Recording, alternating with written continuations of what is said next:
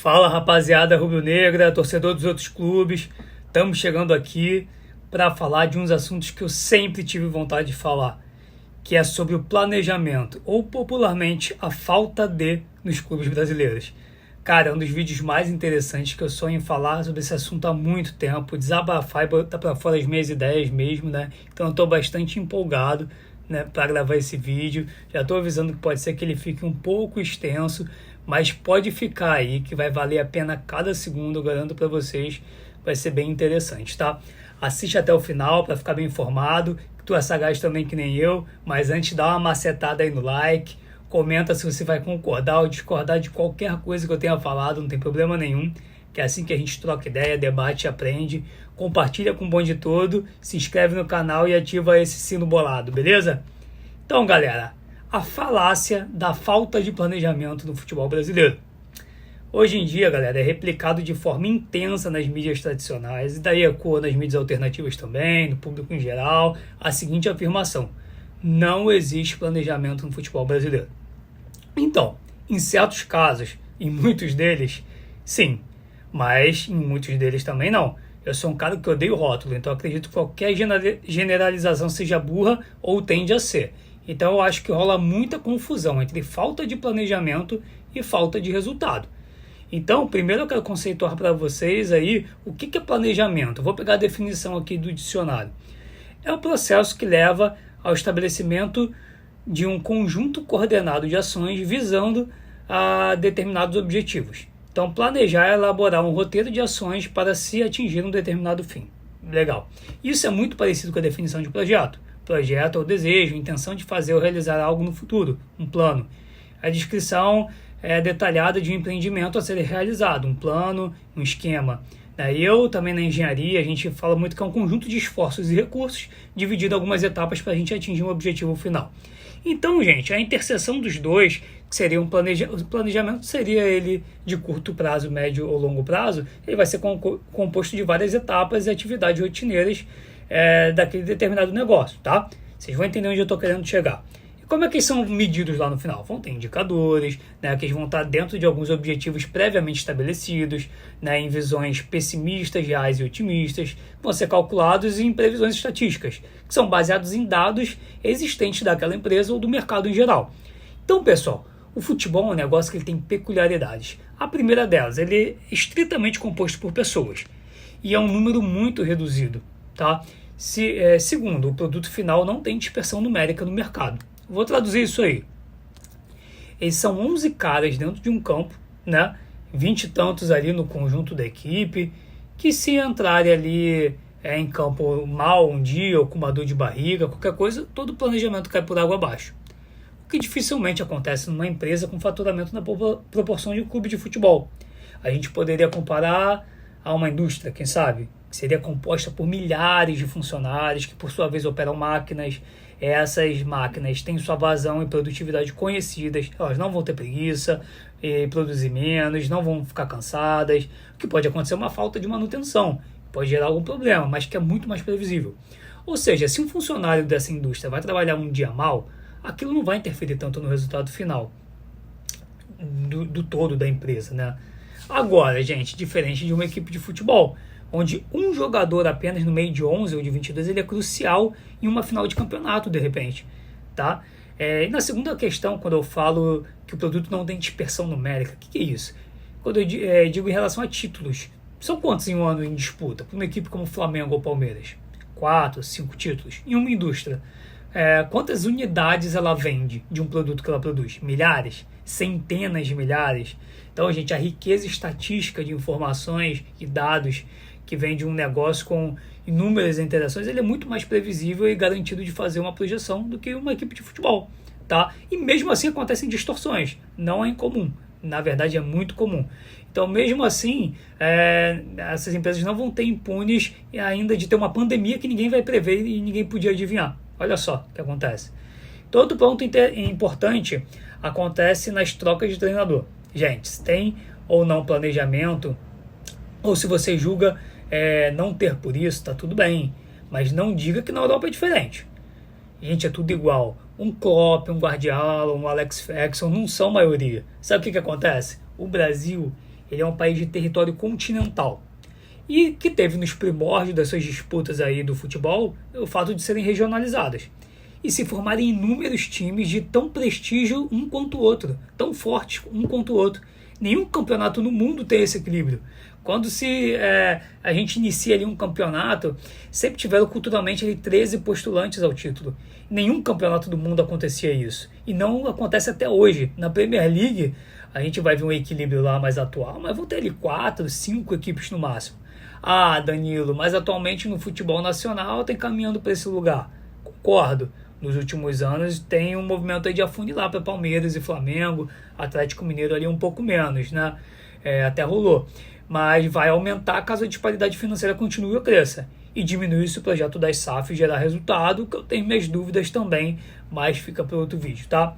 Mas de qualquer forma, pessoal, por todos esses anos, mesmo antes aí do descolamento das 3 equipes, ou mesmo em época de equilíbrio total, cara, não importa se em determinado ano a equipe X tivesse melhor, a torcida das outras 12 não iam aceitar. Porque não são 12 Crystal Palace da vida, não são 12 Aston Villa, são 12 outros gigantes com o mesmo prestígio e orgulho quanto o outro.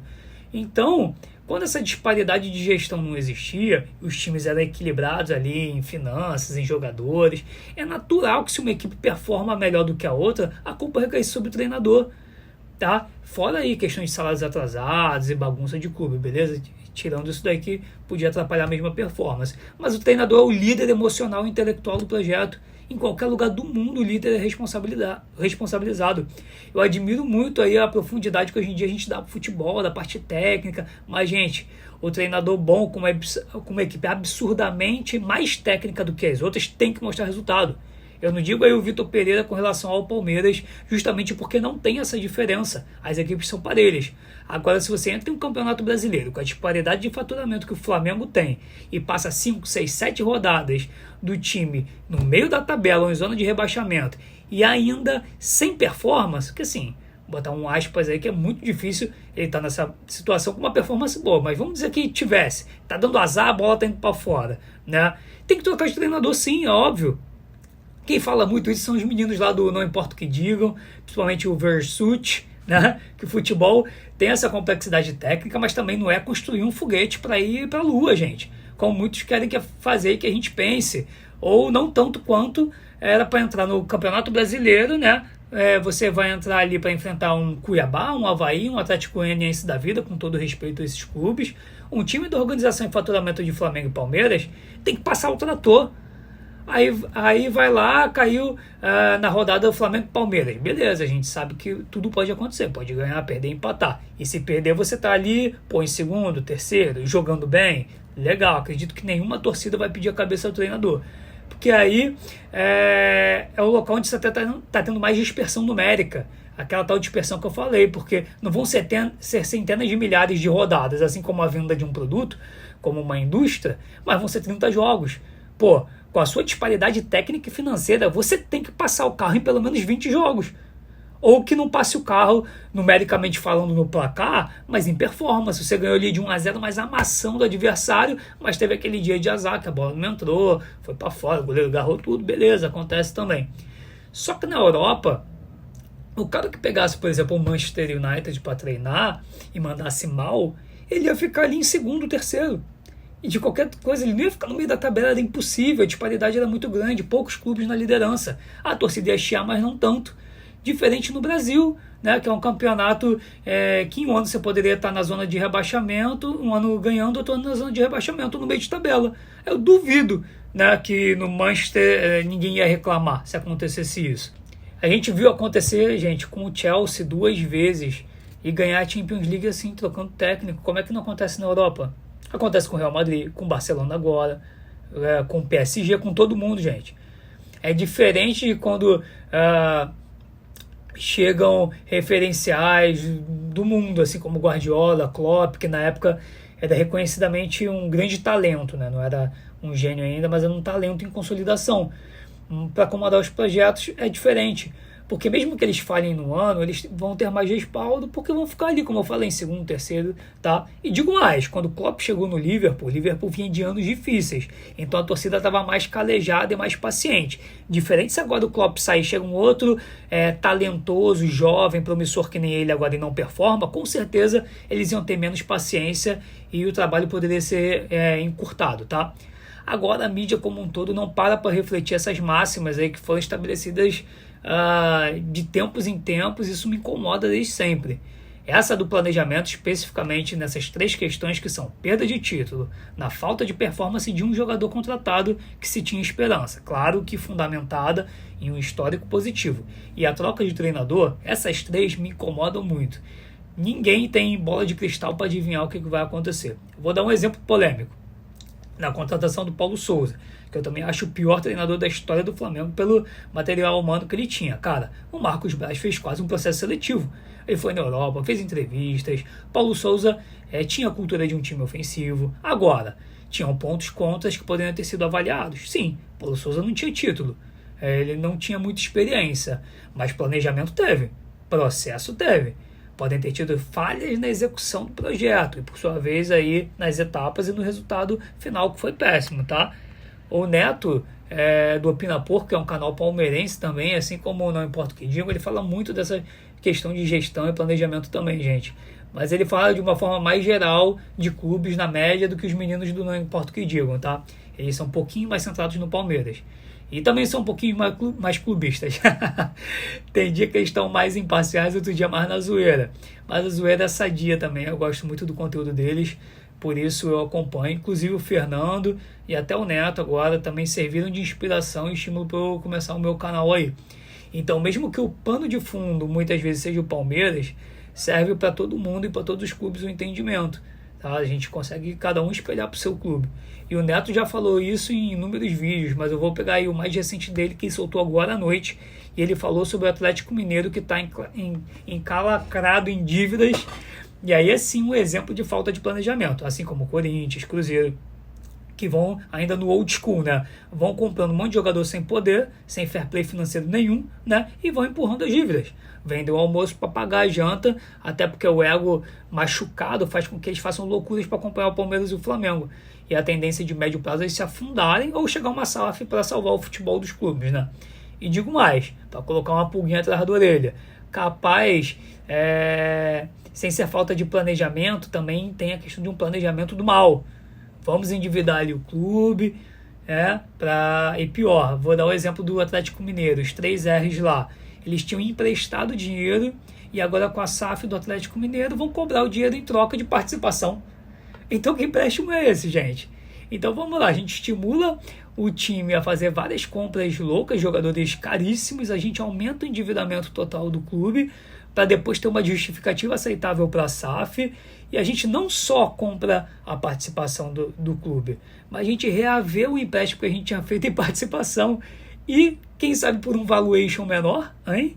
O que é valuation, gente? É o quanto que vale uma empresa, que é uma medida feita de diversas coisas, potencial de faturamento, ali eficiência operacional e dívidas também. Então, porque o Atlético Mineiro sanado, o valuation seria muito maior. Agora, com ele endividado, com certeza é menor. Então, ainda tem isso. Tem o planejamento, tem a falta do planejamento e o planejamento do mal. Mas aí fica para outra história. Confiram lá no vídeo do Opina Porco, que eu vou deixar aqui na descrição o link, que vale muito a pena. O Neto é um cara show de bola. E é um papo mais aprofundado em SAF, fica para um próximo vídeo, tá? Então, pessoal, se tem ou se não tem planejamento em determinado clube, a gente pode, claro, opinar, sendo entendidos ou não do assunto. Torcedor costuma dizer que pode tudo. Pode falar que tá tudo bem em um dia e tudo uma porcaria no outro. Torcedor é emoção. Claro que quanto mais a gente tiver um interesse em aprimorar nossas análises, mais legal para nós mesmos, né? Mas aí é uma decisão pessoal de cada um.